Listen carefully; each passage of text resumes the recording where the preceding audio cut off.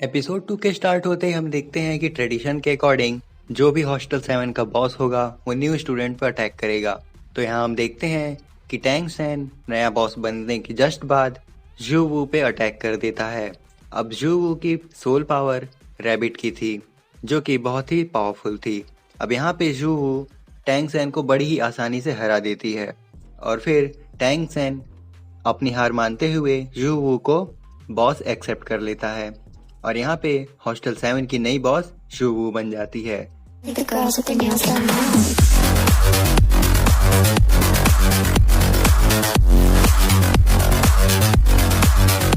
Girls with their nails done.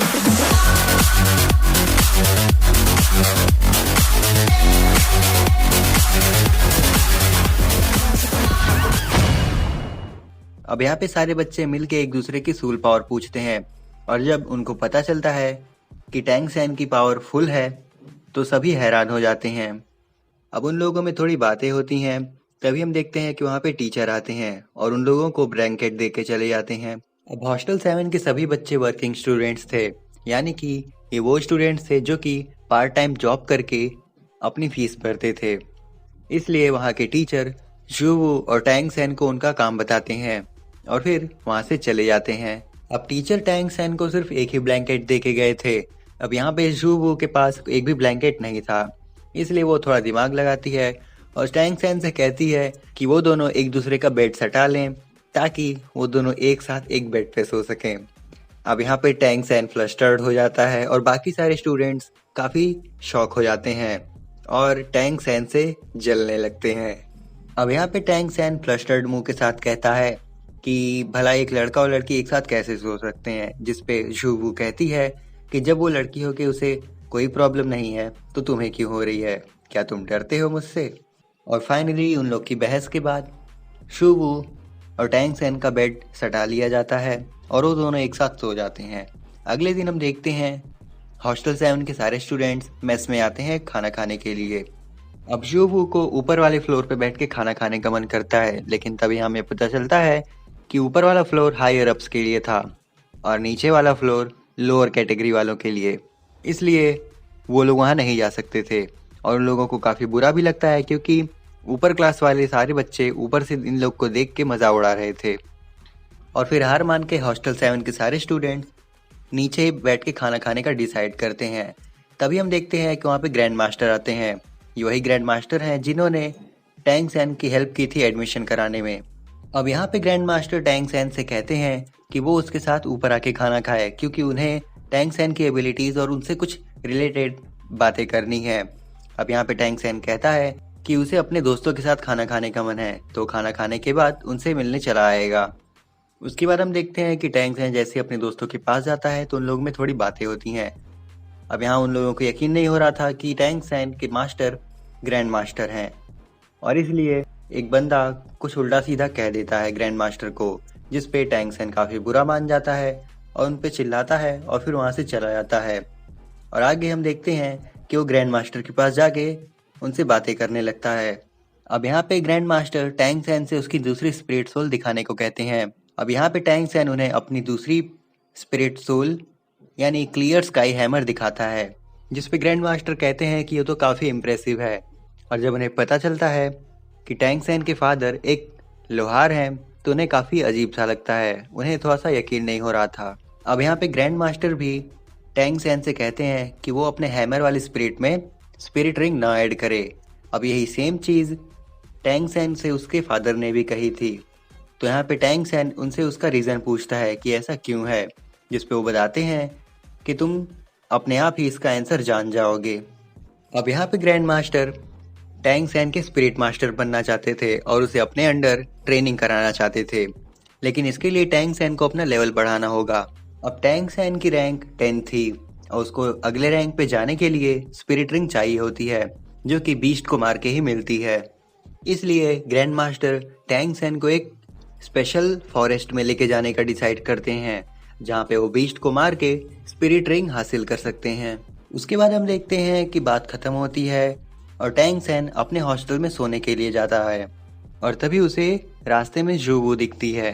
अब यहाँ पे जू वू कहती है कि उसे पता है कि पहले दिन टैंग सैन उससे जानबूझ के हारा। उसने अपनी ट्रू पावर उसे नहीं दिखाई थी, इसलिए जू फिर से उससे फाइट करना चाहती थी। अब यहाँ पे वो दोनों फाइट करने लगते हैं और फाइट के बीच एक पॉइंट पे टैंग सैन नीचे गिरता है और जू उसके ऊपर आ जाती है, जो कि एक रोमांटिक एंगल हो जाता है। और यहाँ पे एक लेडी टीचर आ जाती है।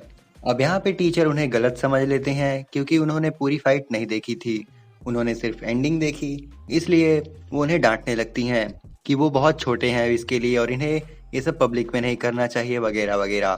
तभी हम देखते हैं कि जू वो को मस्ती सूझती है और वो टीचर को धक्का मार के वहाँ से वो दोनों निकल लेते हैं। फिर हमें अगले दिन का सीन दिखाया जाता है। हम देखते हैं कि टैंग सैन ग्रैंड मास्टर के साथ एक गाड़ी में बैठ के कहीं जा रहा होता है, जो कि शायद वो लोग स्पेशल फॉरेस्ट के लिए जा रहे थे। अब रास्ते में ग्रैंड मास्टर टैंग सैन को कई सारे बीस्ट के बारे में नॉलेज देते हैं कि उनकी कैसी कैसी पावर्स होती हैं और कितनी कितनी लेवल की होती हैं। अब यहीं पे ग्रैंड मास्टर टैंग सैन को एक खास तरह की बेल्ट देते हैं, जो कि एक ऐसा इक्विपमेंट था जिसके अंदर आप तरह तरह के चाहे जितने इक्विपमेंट स्टोर कर सकते हैं। अब ये देख के टैंग सैन को टैंक सेक्ट की याद आती है, जो कि उसके पिछले जन्म की लाइफ में एग्जिस्ट करता था। उसके बाद हम देखते हैं कि वो एक जगह पहुंच जाते हैं, जो कि उस जंगल का गेट होता है। अब इस गेट पे कई सारे गार्ड्स थे और इस गेट से जाने के लिए सिर्फ कुछ लोगों को ही परमिशन थी, सबको नहीं। लेकिन ग्रैंड मास्टर को यहाँ पे सभी जानते हैं और उन्हें इन सब की परमिशन की जरूरत नहीं, इसलिए ग्रैंड मास्टर और टैंग सैन को एंट्री मिल जाती है। उसके बाद हम देखते हैं कि टैंग सैन और ग्रैंड मास्टर जंगल में पहुंचते ही शिकार शुरू कर देते हैं। अब इस जंगल में कई तरह के बीस्ट थे, जो कि डेंजरस भी थे और थोड़े से कमजोर भी थे, इसलिए वो दोनों काफी सतर्क थे। अब यहाँ पे ग्रैंड मास्टर अपनी स्पिरिट सोल को निकालते हैं, जो कि एक तरह का कंपेनियन जैसा था।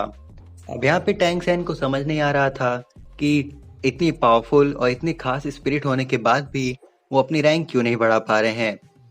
तो यहाँ पे ग्रैंड मास्टर उसके सामने सब क्लियर करते हैं कि उनकी ये एबिलिटी तभी अवेकन हो गई थी जब वो हाफ रैंक पे थे, और वो चाहे जितनी भी प्रैक्टिस कर लें, चाहे जितने भी बैटल लड़ लें, उनकी रैंक नहीं बढ़ सकती। इसलिए वो रैंक बढ़ाने के पीछे न पड़ के रैंक के बारे में पढ़ने लगे।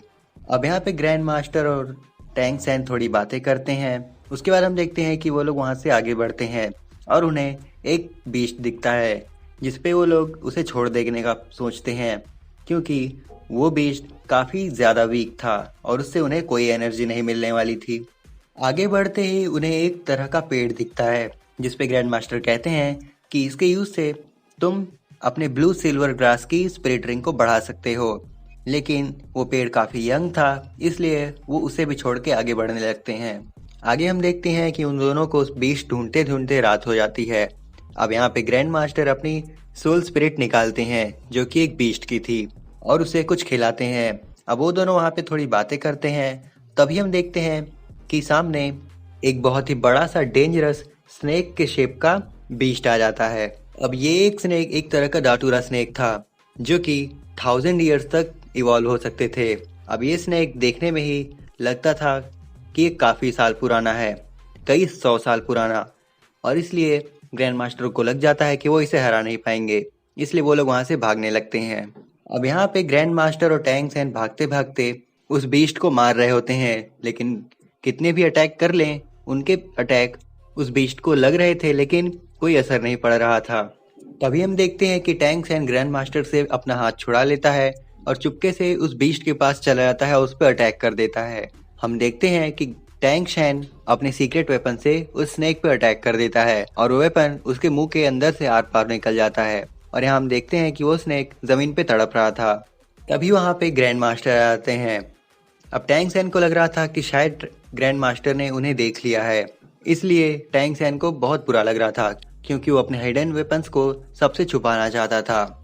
और जैसे ग्रैंड मास्टर टैंग सैन के पास आते हैं, तो शायद लक से ही उन्हें वो सीक्रेट वेपन नहीं दिखता है और उन्हें लगता है कि शायद ये एक फ्लूक था, यानी गलती से टैंग सैन का वेपन उस स्नेक को लग गया और इसलिए वो मर गया।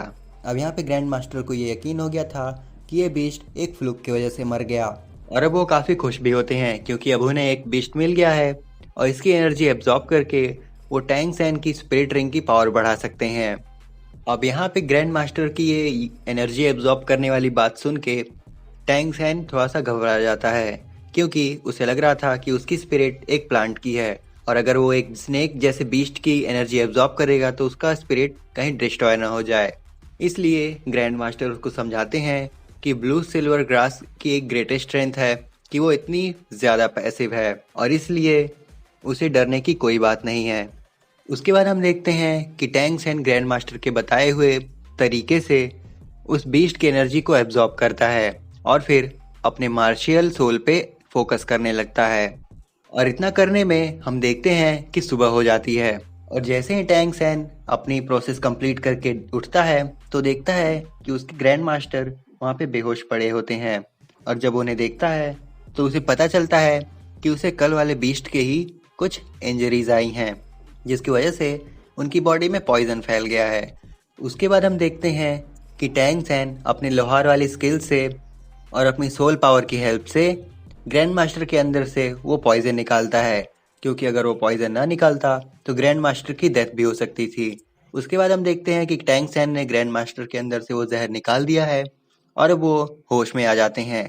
अब यहाँ पे टैंग सैन उन्हें बताता है कि उसके फादर ने उन्हें कुछ सिंपल मेथड्स बताए थे पॉइजन वुंड से बचने के लिए और फिर वो ग्रैंड मास्टर को रेस्ट करने के लिए कहता है, लेकिन ग्रैंड मास्टर कहते हैं कि उन्हें इसी वक्त एकेडमी जाना होगा क्योंकि सुबह हो चुकी है। लेकिन सबसे पहले ग्रैंड मास्टर टैंग सैन से उसकी स्पिरिट रिंग की पावर दिखाने को कहते हैं और फिर हम देखते हैं कि टैंग सैन फोकस करके अपनी स्पिरिट रिंग की पावर दिखाता है और तभी हम देखते हैं कि उसकी स्पिरिट रिंग से एक तरह की चीज़ निकलती है जो कि 50 मीटर के अंदर में किसी भी टारगेट पे अटैच हो जाएगी और उसे जकड़ लेगी और उसे मारने लगेगी। अब ग्रैंड मास्टर को लगता है कि ये काफ़ी डेंजरस और काफ़ी पावरफुल स्किल है, इसलिए वो इसे काफ़ी इफेक्टिव बताते हैं। उसके बाद हम देखते हैं कि वो दोनों वापस एकेडमी में जाते हैं और टैंग सैन ग्रैंड मास्टर को बेड पे लेटाता है। तभी ग्रैंड मास्टर टैंग सैन से कहते हैं एक बुक उठाने को। वो कहते हैं कि उन्होंने इस रजिस्टर में अपने कई सारे रिसर्च लिखे हैं, इसलिए उसे इससे काफ़ी हेल्प होगी। तभी ग्रैंड मास्टर उसको स्पिरिट हॉल में जाने के लिए कहते हैं, क्योंकि वहां जाने के बाद वो अपने टैलेंट के बेसिस पे खुद के लिए मंथली स्टाइपेंड बुक कर सकता था और ऐसा करने पे उसे यहाँ पे वर्किंग स्टूडेंट के बेसिस पे काम नहीं करना पड़ेगा।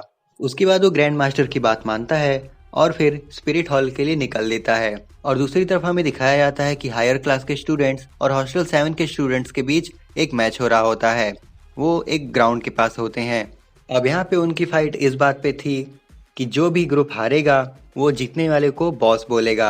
अब इस गेम के रूल ये थे कि हर एक ग्रुप अपने अपने तरफ से एक फाइटर भेजेगा। उसके बाद हम देखते हैं कि हॉस्टल 7 के लीडर जीवू बनी थी और फिर वो उस तरफ से लड़ने के लिए एक लड़के को भेजती है जिसकी स्पिरिट सोल लायन की थी। और फिर हम देखते हैं कि हायर क्लास वाले बच्चों में से एक बंदा आता है और फिर उन दोनों की फाइट स्टार्ट हो जाती है और उन दोनों की फाइट बड़ी अमेजिंग होती है। लेकिन यहीं पे हम देखते हैं कि हॉस्टल 7 हार रहे होते हैं और सामने वाला ग्रुप उनसे जीत रहा होता है। तभी जीवू को गुस्सा आने लगता है क्योंकि सामने वाले ग्रुप के बच्चे जीवू को रैबिट कह के चिढ़ा रहे होते हैं। तभी जीवू देखती है कि वहाँ पे टैंग सैन आ जाता है और फिर वो टैंग सैन को सारी सिचुएशन बताती है और फिर हम देखते हैं कि टैंग सैन बड़ी ही चालाकी से कुछ पत्थर ऐसे फेंकता है जो कि सामने वाले अपोनेंट पे जाके लगते हैं और वो लड़खड़ा के गिरने लगता है, डिसबैलेंस हो जाता है, जिसको एडवांटेज में लेके हॉस्टल 7 का बच्चा उसे हरा देता है। अब ये देख के हायर क्लास वाले ग्रुप के लीडर को काफी गुस्सा आने लगती है। तभी हम देखते हैं कि उस हायर क्लास के ग्रुप वाले से एक सबसे स्ट्रॉन्गेस्ट बच्चा आता है और तभी हम देखते हैं कि हॉस्टल 7 की तरफ से टैंग सैन जाता है। अब यहाँ पे टैंग सैन बिना स्पिरिट सोल के यूज किए अपनी रॉ स्ट्रेंथ से ही उस बच्चे को हरा देता है। अब यहाँ पे उस बच्चे की काफी बेइज्जती हो जाती है, इसलिए वो अपनी फुल स्ट्रेंथ में आ जाता है और अपनी स्पिरिट सोल निकाल के कहता है कि अब वो उसे हरा देगा। और तभी हम देखते हैं कि टैंग सैन भी अपनी स्पिरिट रिंग का यूज करता है और उस बच्चे को अपनी पावर में जकड़ लेता है और उसे फोर्स करता है कि अगर तुमने हार नहीं मानी तो तुम्हें पैरालाइज कर दूंगा। अब यहाँ पे उन लोग को हार मान के हॉस्टल 7 को अपना बॉस मानना पड़ता है। अब यहाँ पे जीवू काफी खुश हो जाती है और वो बताती है कि वो मार्शल सोल रैबिट की 12th रैंक के फर्स्ट रिंग बैटल के स्पिरिट मास्टर है और सभी सुन के काफी हैरान हो जाते हैं। उसके बाद हम देखते हैं कि टैंग सैन ग्रैंड मास्टर की बात मान के स्पिरिट हॉल में जाता है और जैसे ही वो स्पिरिट हॉल में एंटर करता है तो देखता है कि उसे वही स्पिरिट मास्टर दिखते हैं जो कि उसके गांव में आए थे और फिर वो किसी से टैंग सैन के बारे में बताते हैं और यहीं पे एपिसोड 2 खत्म हो जाता है। सो ये था full explanation Soul Land anime series के एपिसोड 2 का। अब आप हमें कमेंट करके बता सकते हैं कि नेक्स्ट आप किस सीरीज या मूवी का एक्सप्लेनेशन देखना चाहते हैं। हम पूरा ट्राई करेंगे कि आपके रिक्वेस्टेड टॉपिक का एक्सप्लेनेशन आपको सर्व कर सके। अब अगर आप मून नाइट सीरीज के एपिसोड का एक्सप्लेनेशन देखना चाहते हैं तो डिस्क्रिप्शन में दिए गए प्लेलिस्ट के लिंक पे क्लिक करके आप चेकआउट कर सकते हैं। इसके अलावा हमने जल्द ही एक नई सीरीज स्टार्ट की है मैट डेमन लॉर्ड के नाम से, तो डिस्क्रिप्शन में उसका लिंक भी आपको मिल जाएगा। अब अगर ये वीडियो आप सबको जरा भी पसंद आई हो तो इसे लाइक और शेयर करें और ऐसे कंटेंट्स के लिए हमारे चैनल को सब्सक्राइब करें। सो आज के लिए बस इतना ही, हम जल्द ही लौटेंगे एक नई वीडियो के साथ। Till then keep watching super move. Sayonara.